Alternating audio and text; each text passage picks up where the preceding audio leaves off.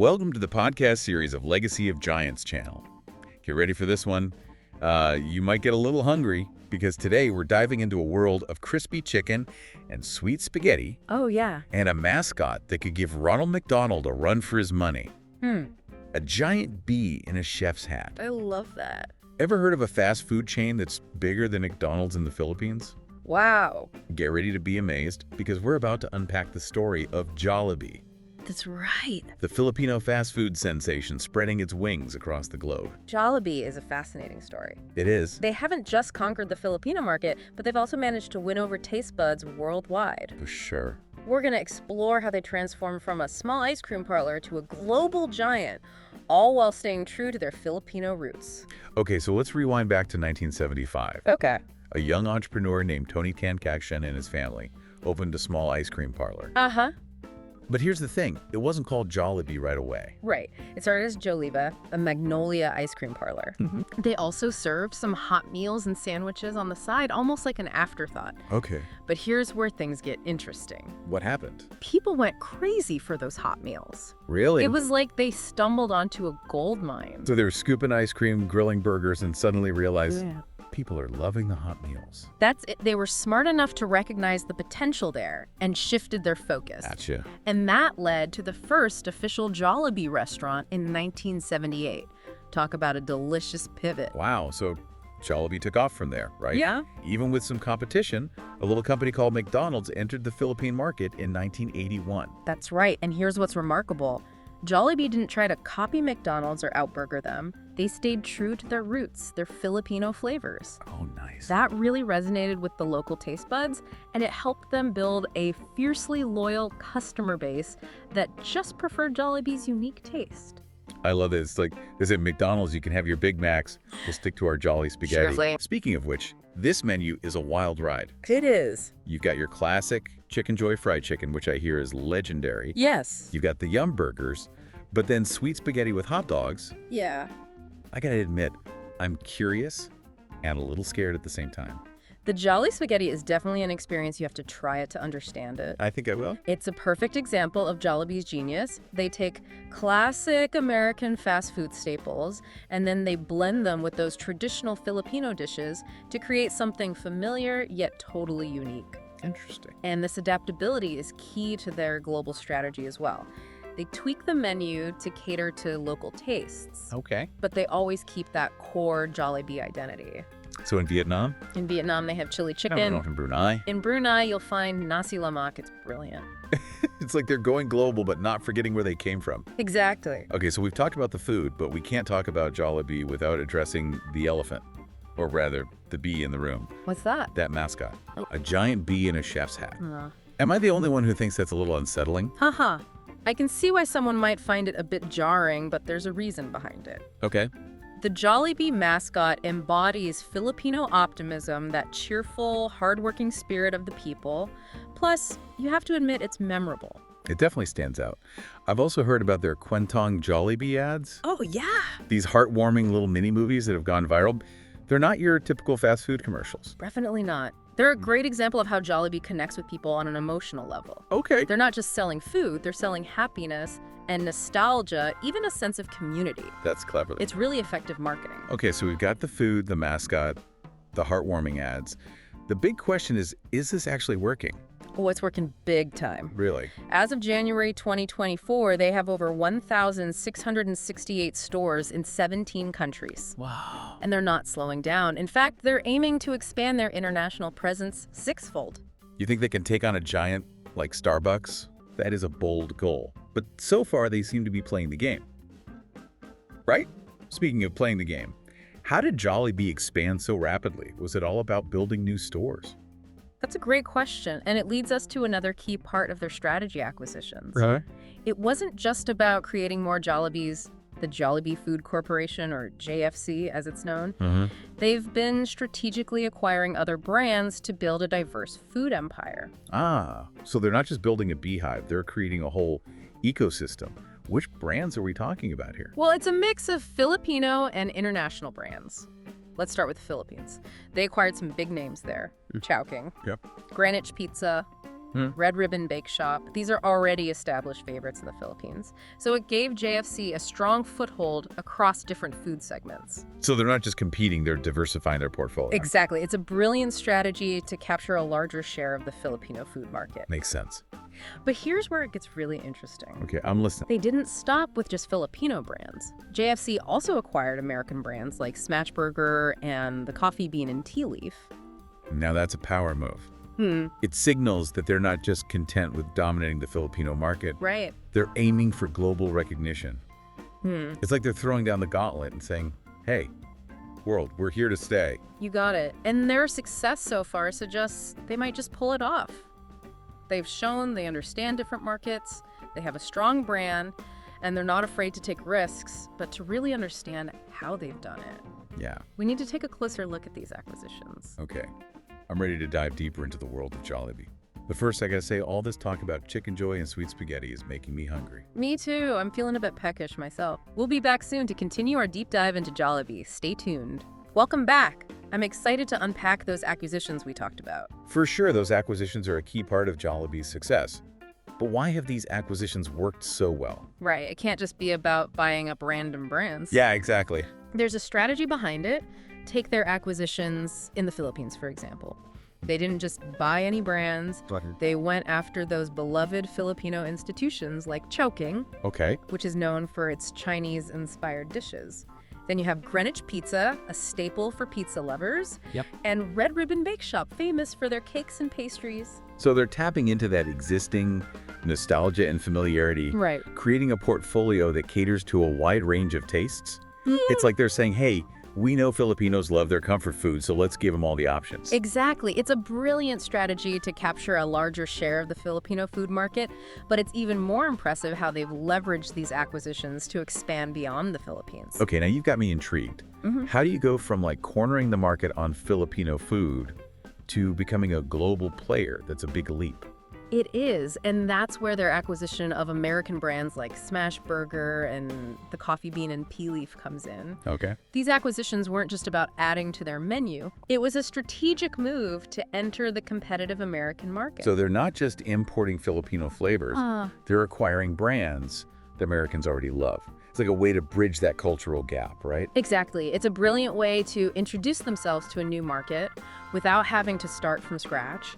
They can leverage the brand recognition, the existing infrastructure, Yeah. and that customer base that these American companies already have, and then slowly introduce Jollibee's unique offerings. It's like a culinary Trojan horse. I love that. They sneak into the American market disguised as these familiar brands. Yeah. And then, bam, they hit you with the Chicken Joy. Exactly. It really captures their strategy. And don't forget about the financial benefits of these acquisitions.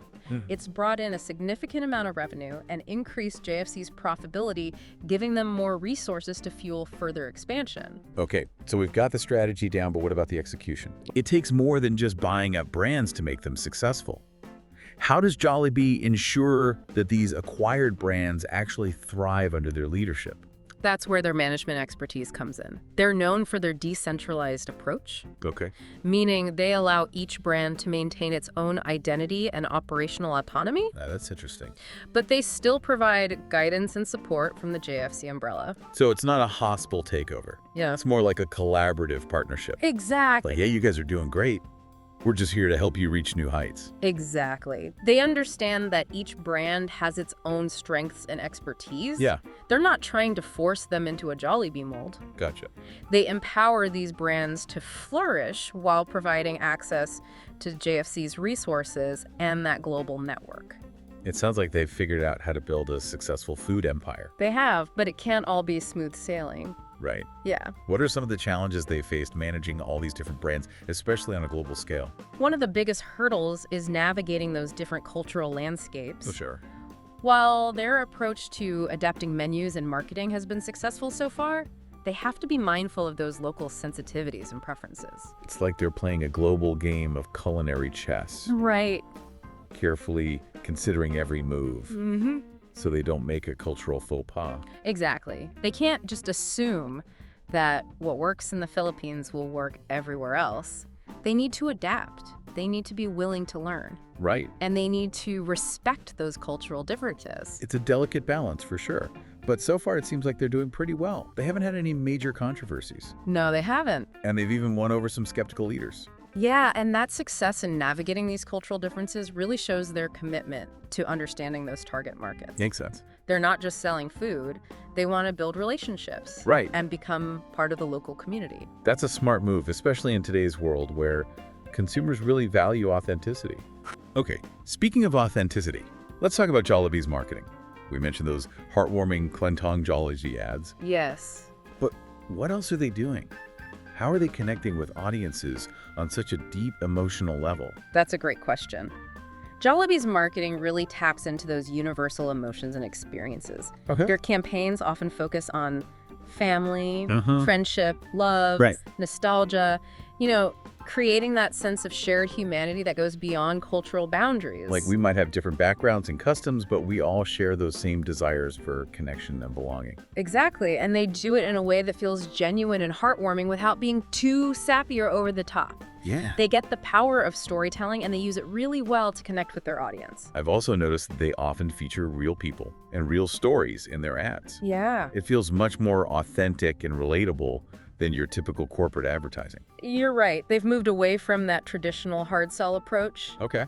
and they've embraced a more subtle storytelling style Mm. because they know that today's consumers can spot a fake from a mile away. Yeah. So they focus on sharing genuine stories that resonate with their audience. It's a smart strategy, and it's clearly paid off. Their campaigns have gone viral, millions of views and shares, but it's not just about creating hype. It's about building a loyal following Right. that really connects with the brand. They've created a sense of community around the Jollibee brand. People feel like they're part of something bigger. Wow, they turned a fast food joint into a cultural phenomenon. They have, but let's not forget about that mascot, the giant smiling bee.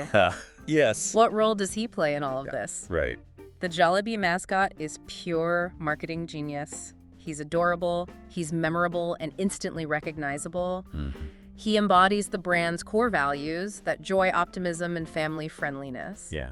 And he's particularly effective with kids who often decide where the family eats. It's like he's a culinary Pied Piper, Uh-huh, I like that. leading families to the magical world of Jollibee. He's a powerful symbol, and they use him everywhere, in their ads, their promotions, even their in-store design. Speaking of in-store design, I've heard that Jollibee restaurants have a really unique atmosphere. They do. It's not your typical sterile fast food environment. Okay. Jolly restaurants are designed to be bright and cheerful and welcoming. Nice. You'll often see vibrant colors, playful decor, and plenty of seating for families and groups. So they're encouraging people to stay a while, connect with each other, and really savor the Jollibee experience. Exactly. They've gone beyond just that transactional fast food experience and created a dining experience that feels much more personal and engaging. It's a key part of their brand identity It is. and their success in building that loyal following.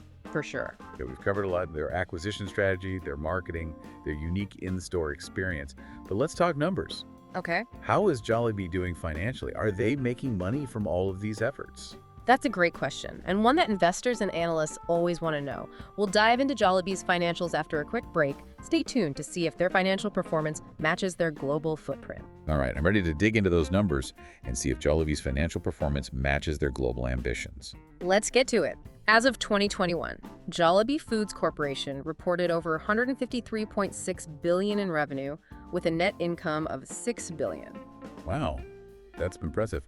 But what does that tell us about their financial health? How does that compare to other fast food giants? Those are strong numbers. To put it into perspective, their system-wide sales, which include all their brands and subsidiaries, both domestic and international, reached over $211.7 billion in 2021. So they're bringing in the big bucks, but with their rapid expansion and those acquisitions, are there any financial risks? Well, rapid expansion can sometimes lead to growing pains. Yeah, for sure.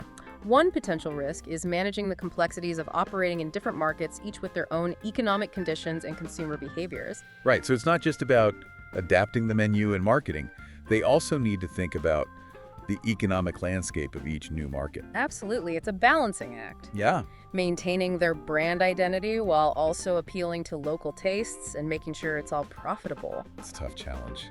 It is, and another challenge, of course, is competition. Oh, yeah. They're going up against some of the biggest names in the fast food industry. It's a real David and Goliath story, but I think Jollibee has a secret weapon, What's that? their unique flavor profile. That's a good point. In a world full of burgers and fries, their menu is something different. It is their blend of Filipino and American flavors, and that cultural sensitivity gives them a real edge. It's tapping into that growing demand for more diverse and authentic food experiences. Exactly. It's not just about a quick meal. Right. It's about a new experience connecting with a different culture through food. Jollibee is really fascinating. They've managed to take a local Filipino brand and make it global, all while staying true to their roots. And their values. Speaking of values, I've heard that Jollibee has a really strong corporate culture. One that emphasizes employee well-being and community engagement. Absolutely. Their corporate culture is built on those Filipino values of family, community, and hospitality. They treat their employees well. Like family. Yeah, they offer good benefits and opportunities for growth. That's great. It sounds like they've created a positive work environment which leads to better customer service and a stronger brand. Exactly. And they're also really committed to giving back to the community. They support local charities and initiatives, building strong connections with the people they serve. So they're not just focused on profits. No, They're making a positive impact. That's something to be proud of. it is. Jollibee's story is a great example of how businesses can be successful and socially responsible. Now I'm curious about their future. What's next? Are they planning to take over even more of the culinary world? World domination might be on the menu. Huh. They've said they want to be one of the top 5 restaurant companies in the world.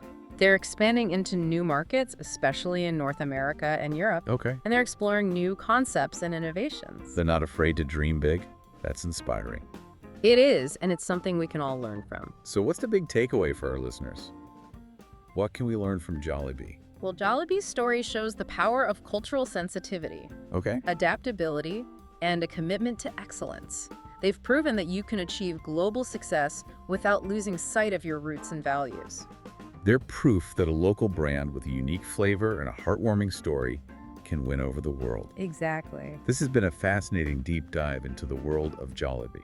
They've definitely earned their spot on our Legacy of Giants list. I agree.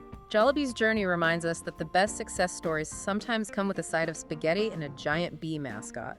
Thanks for joining us on this delicious adventure. We'll see you next time for another deep dive into the stories behind the brands that shape our world.